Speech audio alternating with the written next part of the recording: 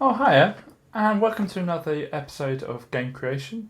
So, we've set ourselves up really nicely. We understand about Fastloops, and we understand about where we can go to change the width or the height and width of the grids, so we don't have to go and change our code if we make different design decision down the road.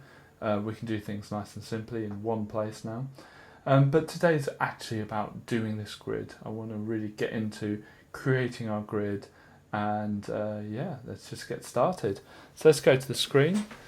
So you can see I've opened up the file we started a few weeks ago now, but we used yesterday. And I'm just going to double click on it, and we've kind of put the tile down here, so I might as well put it out of screen because we won't need that tile. That tile won't be shown at all. In fact, actually, we're going to double down on that. I always have to click through these things to find what I want. It's this one here, which is about runtime options, and we want to just click not to create it at start. So if I put it in the screen here and run, it won't actually be there at the start. The reason I put it out of screen is sometimes it flickers up just before before we load it. I don't know whether that's still true. Maybe it's not, but anyway, I put it out of the screen also so that I don't have it mucking up and getting in the way. And I don't know why, but I always put them at the top or the left. I have no idea. I think that's so that I know where they are. If you put them all in the same place, I always put data objects down here and then graphical objects at the top.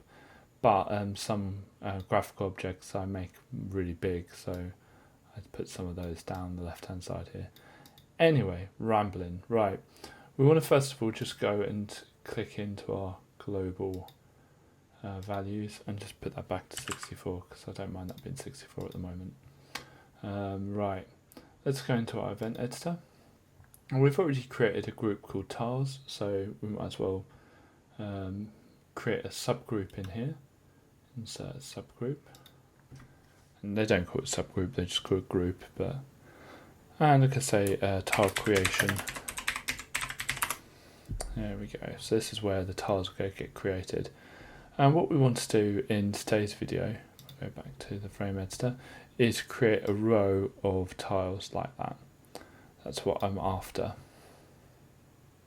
So I'm going to say at the start of the frame. And what I want to do is do one of those fast loops. And we're going to call it create tiles. We'll probably rename this in tomorrow's video, but it will do for now. So what I want to do is just highlight it and press Ctrl and C. Now it says number of loops. I don't know, 6. 6 sounds good. Okay. Then I'm going to right click on new condition and say, right, on that loop, paste. And what I want to do is create the tile. Yeah, create the tile. Now I've moved the hotspot to the top left, so I want to start it there. And you can actually get more precise by just using the coordinates there. Okay, there we go.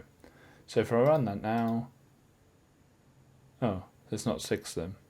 Well, actually there are 6 of them, and I don't know how to do this. I think you can click on here and then active objects. There we are. So you can see there's 6 of them. 1, 2, 3, 4, 5, 6. So there are 6 of them there. It's just they're all on top of each other because what I've said is put them there. So you think, okay, let's edit that. And then you're like, well, there's nothing else to put in there. There's nowhere else. I can put it relative to the player. And I can say I'll put it up there relative to the player, but that's still going to put 6 in the same spot. So you start feeling despair and you start feeling like there's no way of doing this. But what you need to know is that Clickteam is actually very, very clever. And when it creates this, as long as it's on the same row, and some of you in the comments might say that it's more powerful than that, as long as it's on the same row, it will know you're talking about the one that you've just created if you want to do something. So for instance, what I'm going to do is I'm going to move, so position, X coordinate, and I'm going to do the, where are we, Fastloops, get loop number, or get loop index, and that. Now, what that means is every time we do a loop, the first time we do the loop is 0. The index of that loop is 0. So just imagine a counter. So on Tuesday's video, we talked about how it's essentially a counter, just quicker. So the first one's always 0. The second one's 1. The third one's 2, 3, 4. So it gets confusing because the 10th one would be 9. Because you're starting at 0, it's always 1 less than you'd think, right? And that's common in loads of things. Like if you ever work with arrays and other things, it's 0 based. So if I get that, that means the first one will be at 0, 0.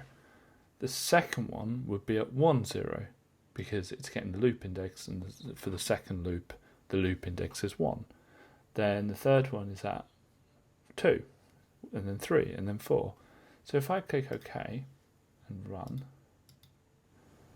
you can actually see that they're a pixel apart. Okay, that's not exactly what we wanted. We want them to be like a whole tile apart. And the way we're doing that is just go back in here and we go, right, okay, so what coordinate do we want the first one? Well, 0, 0. What coordinate do we want the next one to be? Well, 64, 0, right? We want it 64 across. So what is something times, or 1 times what is 64? Well, 1 times 64. Then the next one will be 2 times 64, so 128 across. So that will work perfectly. Let's click OK, and then run. Perfect. 1, 2, 3, 4, 5, 6. Absolutely spot on. The issue is that it doesn't fill the whole width. Now we could do a really interesting calculation of the frame width and how many you need. I'd love to do that. I enjoy it. However, we probably will have scrolling in this RPG, so we probably want the tiles to carry on a little bit further anyway. So I'm just going to just literally change that number to, I don't know, 15. Why not? And actually they've gone all the way over here and off the screen over here somewhere. So there's 15 of them, and you can check that. Click in here, active objects. There's our 15. So if I did scrolling, I'd be able to scroll over here and there's still tiles there, which is brilliant.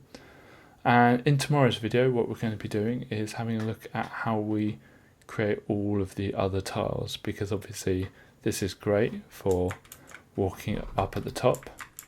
So, oh, actually that'd be something to fix now. We could fix that. So we fix that. Yeah, we could fix that quickly. So what happened was my player was behind the tiles, and so what I want to do is just make sure that the order of the player is brought to front, or move in front of object, move in front of the one that's just created. Run the application, brilliant. And so the player will always be in front of those tiles. Perfect. Thank you very much for watching this video. If you want to see more from us, please click subscribe. We release videos every single weekday at 7 PM UK time. Thank you.